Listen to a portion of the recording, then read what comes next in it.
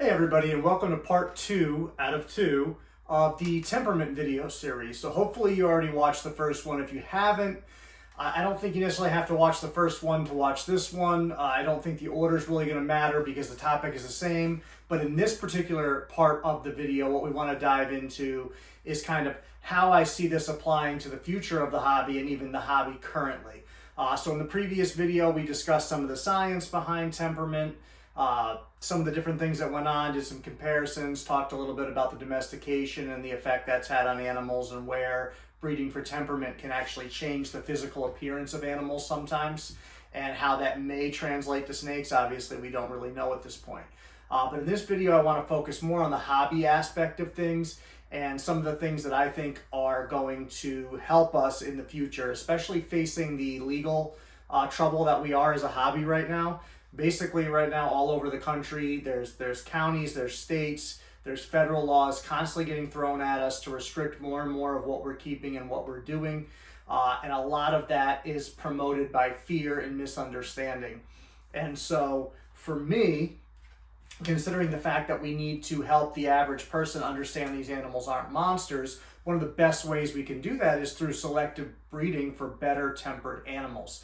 That's going to mean you're going to see less bite pics posted, which, first of all, I really wish people would stop posting those in general, but the less times we're having animals feel like they need to be defensive and defensive to the point they need to bite, the less of that's even out there and available in the first place. Same thing with just some of these videos, and some of these YouTubers, unfortunately, like to sensationalize these animals and make them look meaner than they are. And the average person doesn't realize that when they're watching the videos. The way these guys are handling these animals, the things that are going off camera before these animals are brought onto camera. There's a lot of things going on that create these animals to be more defensive, because the average person, either through confirmation bias or fascination or interest in those types of things, will enjoy seeing that kind of content. And so it's profitable for those channels at the expense of the hobby and at the expense of the reputation of these animals. Now, any animal, including myself, is perfectly capable of biting if it has teeth. Snakes are no different. I've been bitten by snakes. It will happen again. In keeping, I've also been bitten by dogs. I've been bitten by cats. I've been bitten by a squirrel. I have been bitten by people. This doesn't mean that all of a sudden I stop interacting with every single person or every single dog or every single cat or every single snake because one bit me, and especially with snakes. With those other animals, those other mammals, there's more complex things going on in their brain as far as emotions go. And so a lot of times you could have somebody bite you out of anger or out of what they feel is revenge. These animals don't really have that. So they either have an instinct triggered that they need to defend themselves, and sometimes those instincts can be based on previous experiences with you where you've done something to the animal that scares them. And so they don't want it to happen again, and they look for ways to prevent that behavior. And so that's why when we're raising these animals and doing things, that's why I don't recommend flooding them, and why I recommend, bringing them up at their speed where they're comfortable, because that allows the animal to build trust with you. Flooding the animal just basically makes it learn to accept the fact that it might die. That's not what our goal should be. Our goal should be building a relationship with these animals where they understand that we're not here to hurt them, and that they don't need to defend themselves against us. So one of the biggest things I think as a hobby and even an industry that we are missing is brain power sometimes. And right now, everybody is so focused on their breeding projects and making animals that are next level, next level, next level, next level, not focusing on temperament. And what happens when you do that is all you're making animals for is the industry. You're not making animals for the pet side of things. You're not making animals for the average person. And as a hobby right now, we have too many breeders and not enough keepers. And so if we keep making animals that are just for breeders, or just going to be breeder level animals where the average keeper, one, can't keep them, or two, is too afraid to keep them, then we're not helping ourselves in our longevity. We need keepers. We need people keeping pets. And so if we keep that in mind, we don't have to necessarily step away from making higher end and nicer animals, but make higher end and nicer animals with nicer temperaments. Why not? Now you open up an entirely different niche. Now I understand the average person might not want to spend $2,500, $5,000 on a pet, but there's people that do. Many of us that keep German Shepherds, there's German Shepherds out there in 1 million homes across the country that cost $5,000, $8,000. Because people understand the quality and what they're paying for. And so if you make an animal that's going to be balanced and well-tempered and look good and display well, or whatever it is, depending on the species or the purpose of that animal for that person, you're going to open up more niches for us and help to preserve the hobby. Those are new people buying your animals. Those are new people that are now getting involved with USR. Those are new people that are now willing to fight legislation and be more active. And maybe those new people you bring in, maybe they bring in somebody new. Maybe they get their family to send out letters, make phone calls when these things happen. So once again, it benefits us. I might as well, while we're talking, grab some snakes out. Obviously, you guys know I've talked about it before, that temperament is something that I focus on. So I like to be able to go into my tubs and to be able to grab a snake and have that snake come out and know that I'm not here to hurt it. This is a Borneo out of Callisto and Atlas. Obviously you can see, no issues, doing whatever I want here. This one's got a little bit of a wonky head. I had a few in that clutch that had this problem. The incubator seemingly overheated during the course of the season. There's a few that are like this. Obviously it hasn't affected their growth or anything else. I haven't sold any of these animals. I've kept them here. But really, really nice animals, well-tempered. Not even freaking out that it's in an uncomfortable position. I'm doing things with this animal that should make this animal uncomfortable, but it's not, because it knows that it can trust me and that I'm not going to let it get hurt. And so what I was just doing, when you do that with an animal that's defensive or nervous, you're going to get a much different reaction out of that animal. And that's what I discussed earlier with some of these other YouTubers that are sensationalizing these things and really trashing these animals, in my opinion. They're handling them in a way that makes the animal uncomfortable, so the animal will defensively strike. Then they're acting like, oh, I don't know why it's striking. Well, because you are creating an environment for that behavior. So knock it off, those of you that are doing that. Let's grab another random one here. Of course, this one's behind its water dish. Come here. Hi. Don't be flopsy. So this is another Borneo, same clutch. But same thing. You know, this animal's a little bit more nervous than the previous one. So this animal, I probably wouldn't swing around as much as I did. It would probably get a little bit more floppy, but still trust me. It's not looking to bite me. It's not thinking like, oh my God, you're touching my head. It might move away, but it's not moving away in a defensive manner. And there it goes, about to flop. Like I said, this one's a little bit more nervous about being exposed and up on the floor like that. But once again, same thing. You know, that animal's not looking to be defensive. It's not looking to bite me. It's not looking to do anything of the sort. You know, we can go into here and let's see who's here. This is one of my skunk line girls. Let's turn this way so I have the bin. So this was baby number 14 from that clutch. Same thing, super chill, easy going, no issues. Can hold this snake in a way that it shouldn't want to be held and still no adverse reaction, normal tongue flicks. It's backing up, but not doing anything defensive. You know, it's just evaluating the situation. No reason for it to be nervous because it's like, oh, it's this guy. We're good. No issues. So that is a big thing with, if you're breeding for this kind of stuff and you're raising these animals and keeping them in a way that makes them comfortable, super, super easy to deal with. Here's another one flopping around, doing its thing here. This is baby number 3 from the skunk line clutch, and she's a monster in size. But same thing, super easy going, do whatever I want, touch its face, touch its neck, touch around its neck, which is often a trigger point for a food response with these animals, and nothing, because this animal understands it's in my hands and that I am not food nor a threat. It's really that simple. When you're breeding for this kind of stuff and you're paying attention to it, it's very easy to make a bunch of these animals. You know, and let's get down. Let's grab another species here. Let's go for, I think this should be a blood python. Yeah, it is. So this is my goldeneye male holdback. He's probably on the more nervous side of some of the babies I hatched this past year, but still not an animal that's going to strike at me or bite at me or do anything, move it around. Really, really easy to deal with. Nice goldeneye. I think he's only had 1, maybe 2 sheds. What's up, buddy? So we're waiting for him to shed again, and I think his next one he's really going to color up. Just trying to be careful, make sure I don't close anybody's head in there. We have Sumatrans in here somewhere, maybe right here. Yes. So we might as well grab all three species out. Here's a Sumatran short tail. Same thing. Touch whatever, do whatever. Obviously the snakes are very alert, tongue flicking, paying attention, moving around. They're healthy, they're balanced, but they're not nervous, scared, defensive, which is as much genetics as it is me just making sure these animals feel comfortable.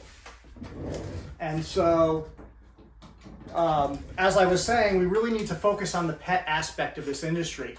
I'm still making quality animals. Those skunk line animals, how many of those animals have you seen? How many Borneos have you seen with solid jet black stripes on their side?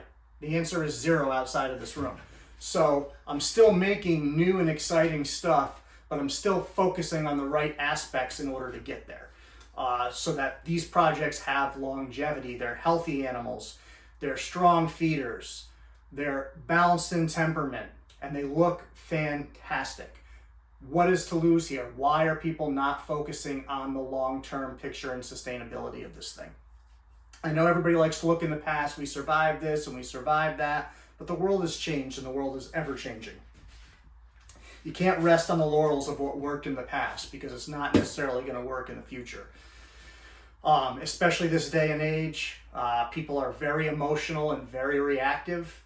And it's even more so now because you have so much social media out there and so much news streams out there where they can really manipulate your mind very, very quickly without you even realizing it and on a mass level.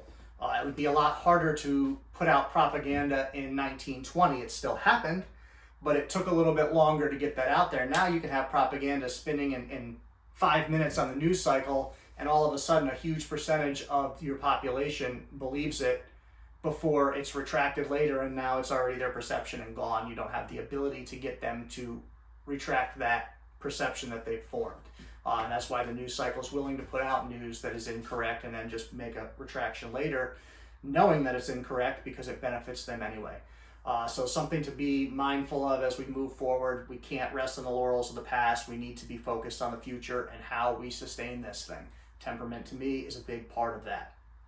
So we talked about the less bite pics, less erratic videos. We talked about the fact that we really need to be focused on making pets so we can grow that aspect of the hobby, because that's where more business is. That's where more support is. Key to our survival. If every single person that keeps snakes is breeding them, the market's already saturated on a lot of these species as it is, because we're not looking at new avenues to bring in new people. We're just focused on more of the same. So we have to branch out. We have to change. Especially in this economy, you've got to be more adaptable. Other long-term benefits of making better balanced animals is their health. So we talked a little bit about this in the previous installment of this video, but stress is directly related to how healthy you are. If you are stressed all the time, your immune response is typically reduced, and you are going to get sick more often than people who are not stressed and who are healthier. Now, obviously, with our species, there is a million other factors from diet, exercise, genetics, all these things, and some of these things obviously affect these guys as well. But I think in captivity, the vast majority of us are feeding a pretty similar diet. Some of us vary it more, some of us do a little bit different, but it's not quite as much of a extreme as like a really poor person would be to a really wealthy person in their ability to eat a little bit differently and healthier.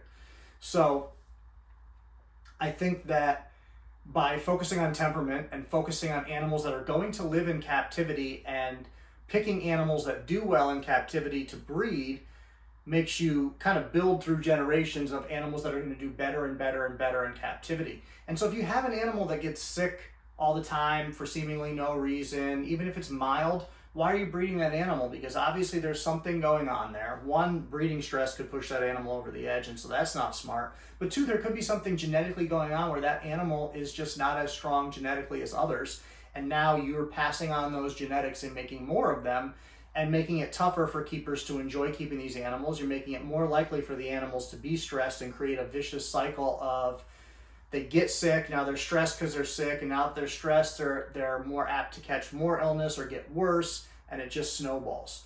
It can go the other way where they're super stressed and now they get sick, and now they're more stressed because they're sick and then they get sicker.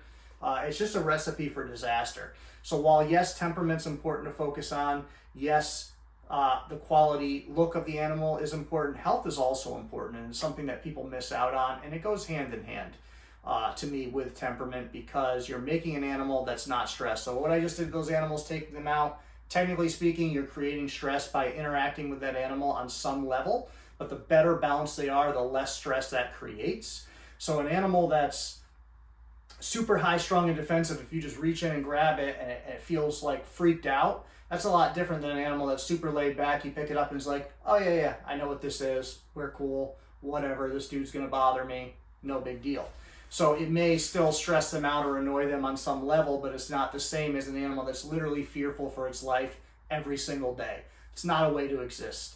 And so if we can create animals that don't exist that way, isn't that to the animal's benefit? I feel that it is. Let's grab out maybe one more snake. Who we got over here? I think this is a blood python. Watch, I'm sticking my fingers over the bin. One of these times I'm going to get bit thinking it's food. So this is another T-positive male. This is one that's up and available. And he's actually probably on the higher strung side of the babies that I have here. But compared to, you know, a lot of other people's animals, he would not be high strung. Obviously, he's reliable, he's fine. He's not going to bite me, he's not going to strike at me, but he's a little bit more apt to move around and a little bit more apt to kind of try to figure out what's going on. But once again, touching his head, his face, his neck, doesn't do anything. And ironically, you know, touching his neck's not doing anything. This is an animal. The only way he eats is by rubbing food on his neck. That's what triggers his food response. If you try to feed him off the tongs, he won't take it. If you give him live, he won't take it. But if you rub food on the side of his neck, bam. But I'm over here rubbing the sides of his neck and touching it, and no food response, because he's smart enough to know that I'm not food. It's really that simple. I don't want to drop him, obviously, or do anything like that, but these animals are not stupid. If you give them a chance to be in an environment where they're comfortable and you're breeding them for a temperament where they have that ability to process that and get there, then you really don't run into all these issues that you see people having. I just think as a hobby, we need to be a little bit more responsible. He's a pain in the ass sometimes to get back in his tub, so bear with me for a second. Do it this way so he can just go right in there. No, oh, thank you. But super, super cool guy, easygoing. And you know, I don't want to just toot my own horn here. This is an animal here. Hold on, just give me a little bit of a food response at the moment. But he's super, super chill. And this is an animal that was produced by a giant keeper. And he is super, super laid back and trustworthy. But like I said, just because he's trustworthy and laid back doesn't mean when I enter his cage, he's not going to present a food response. He loves food. He very, very, very, very much would love to eat right now. So when I go in there, he's looking at me going, oh, maybe we're eating, maybe we're eating. But once again, touch the head, touch whatever, stroke him, move him, do whatever I want, totally chill. This is a snake I've used at programs. I let kids hold this guy. He's just super, super laid back and a beautiful, beautiful animal. So this is not something where it's just me that's breeding and making these good-tempered animals. They come all over, but anybody that I buy snakes from, you can ask them. I always inquire about temperament. It's important to me. And it's not that I can't sit here and handle a snake that wants to bite me, because I can. I do. I have a few, but those animals aren't being bred. Those animals are just pets at this point, and that's that. There are other species where we're trying to establish stuff more in captivity, where you're going to have to be a little less selective on things like that. But something like a blood python, we have way, way, way, way many in captivity, and definitely enough to where you can be selective and find screaming looking nice animals that still have awesome and amazing temperaments. So let me get him back into his tub here. No. I know. Now you're like, let's go out and do something. Nope. Ah, you fucker. What we getting that cord. Once again, though, like he's clearly trying to bomb around and do his thing, but I can grab him right behind his head like that, which was not intentional, just where he was going. I didn't want him to get around that cord. No reaction at all. No negative reaction, because we have a relationship. He trusts me, I trust him, and he's got a predisposed temperament that way. He's just always been laid back. So I'd love to hear your thoughts. Jump in the comments. If you haven't watched part 1, check out part 1. If you feel there's value on the channel here, by all means subscribe, share the videos, and don't think that you can't disagree with me. People disagree with me in the comments all the time. I'm up for respectful conversation all the time. And not to mention, people come on here and they say terrible things. I don't care, because it still drives the algorithm. So say all the terrible things you want, it still benefits the channel. Thank you guys, appreciate it, and we will see you soon.